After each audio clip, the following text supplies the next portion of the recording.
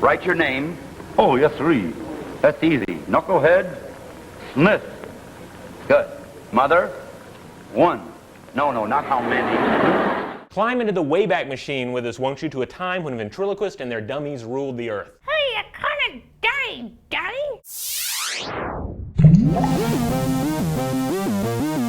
Once upon a time, ventriloquists and their dummies were regarded as good, clean fun, rather than what we now identify them with, clowns and creepy dolls. But ventriloquism, though a long-forgotten profession, is one of the cleverest art forms around, relying on a keen sense of comic timing, an obsessive technique from the performer, and a buy-in into the illusion from the audience member. In fact, you could say that when we watch a ventriloquist perform, we may not even have a choice when it comes to submitting to the illusion. The reason is that when we make an association between the voice and the moving mouth of the dummy subconsciously, part of the illusion is misdirection. Our attention is focused on the puppet, but another part has to do with the way we handle incoming stimuli. We tend to think that our 5 senses are processed separately, but a study by neurobiologists at Duke's Center for Cognitive Neuroscience found in primates that nearly 64% of the neurons in the inferior colliculus, a tiny round structure in the brain, can carry visual as well as auditory signals. The idea is that in certain scenarios, like ventriloquism or watching TV, the 2 modes of sensory detection get bungled up before the brain can tease apart the senses, essentially making an assumption that the auditory and visual stimuli share the same source. This is why you watch a show on your TV and it appears that the sounds of an actor's voice is coming out of her mouth rather than the speakers. And it's why a puppet sitting on a man's knee appears to be talking to you. Its eyes are moving, its jaws are going up and down, and a voice seems to emanate from its wooden maw. And here's the secret behind the ventriloquist act. There are a handful of letters that you cannot produce without moving your mouth. Those letters are B, F,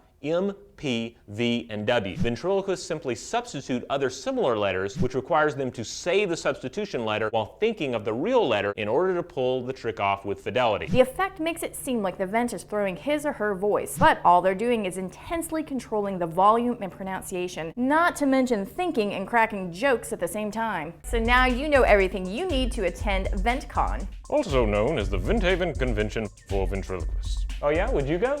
No, I'm undecided. What about you guys? Let us know in the comments below and make sure to subscribe for more mind-blowing videos. Hey, you might have noticed that Stuff to Blow Your Mind is now on TestTube, a new Discovery digital network exploring science, curiosity, and all-around awesome content. Visit testtube.com to explore 25 more awe-inducing shows and follow the channel on social at the links below.